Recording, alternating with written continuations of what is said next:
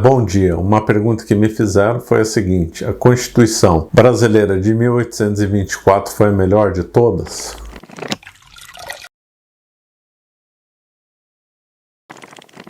Essa é uma boa questão. Eu já respondo: a Constituição de 1824 foi a menos ruim de todas, né? Essa que seria a melhor resposta. Por quê? Porque um movimento constitucionalista que veio no final do século XVIII, né? Constituição dos Estados Unidos, depois constituições francesas, e aí uma avalanche de constituições que aconteceram no mundo inteiro, elas são produtos de visões iluministas, visões liberais, visões revolucionárias, visões anticatólicas, visões ligadas ao direito positivado. Então, são visões contrárias à mentalidade do direito consuetudinário, são visões estranhas para o mundo feudal, são visões que normalmente são anticatólicas, etc.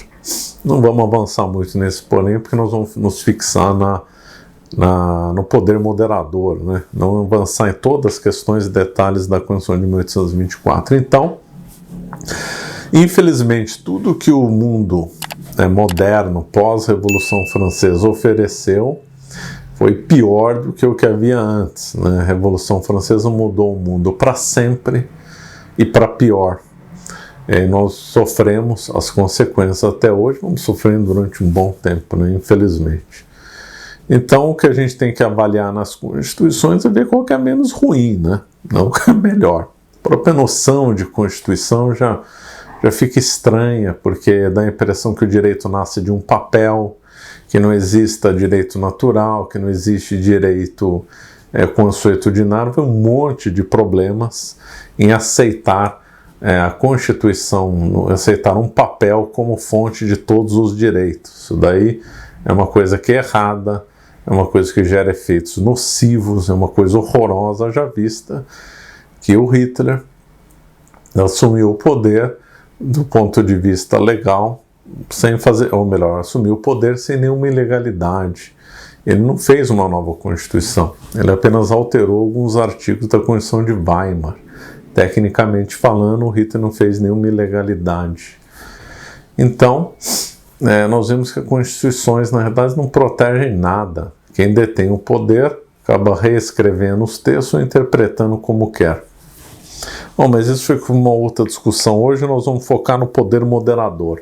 Então, já dissemos que a Constituição de 1824 foi a menos ruim Constituição do Brasil, e eu acredito por causa do poder moderador, muito discutido hoje em dia, né? Uns dizem que o poder moderador teria que ser ligado ao Exército, outros ao Supremo Tribunal Federal, outros que não deveria ter e tal.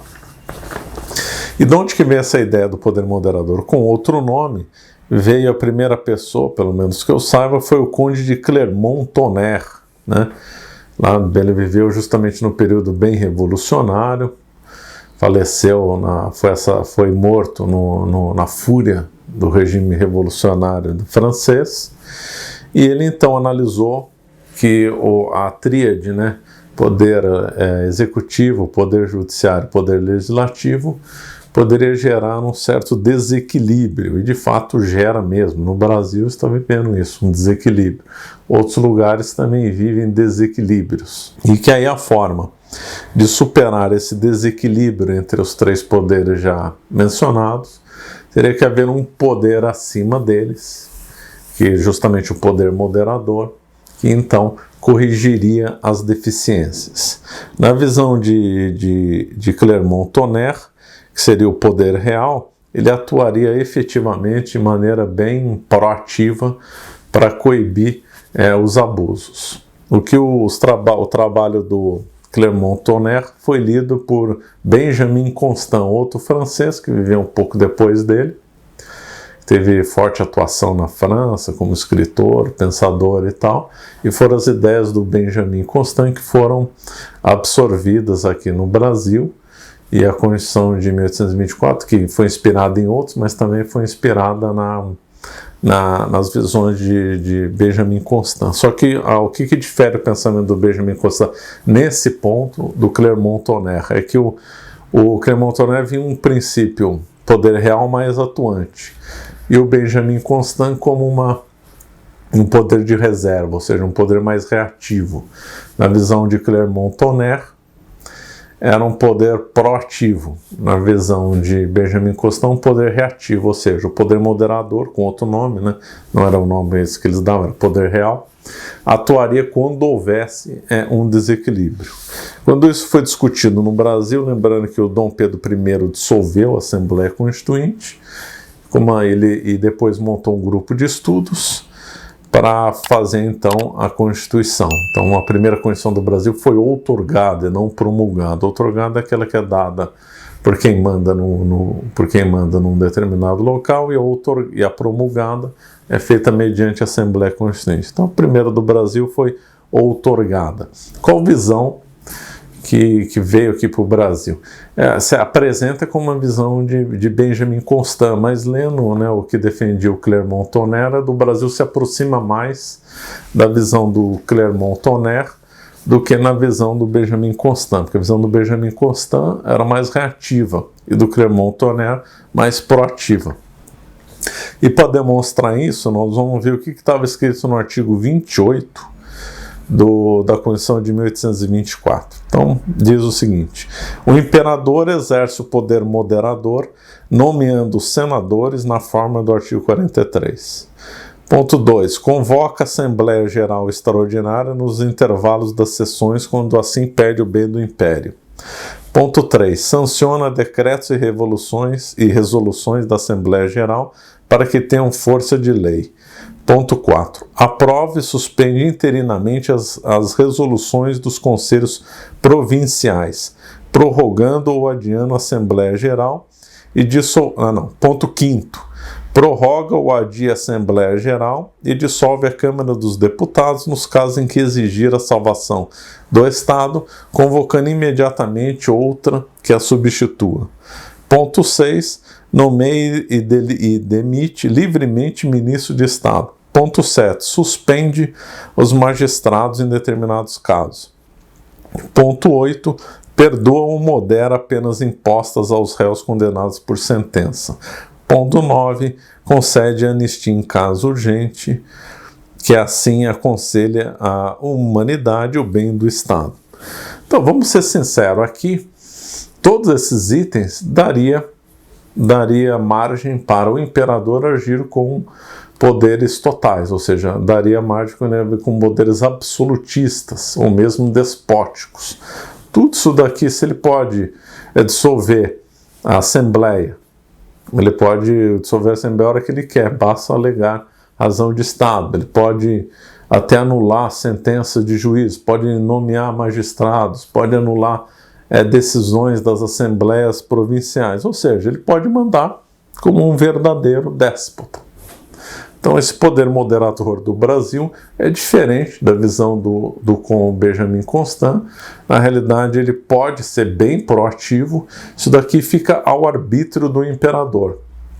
Então se a gente tivesse um imperador com tendências absolutistas, ele poderia exercer isso de modo mais atuante, de modo mais comum, mais no dia a dia. Se ele fosse com uma visão mais liberal, deixando correr, ele exerceria o seu poder moderador com menos frequência.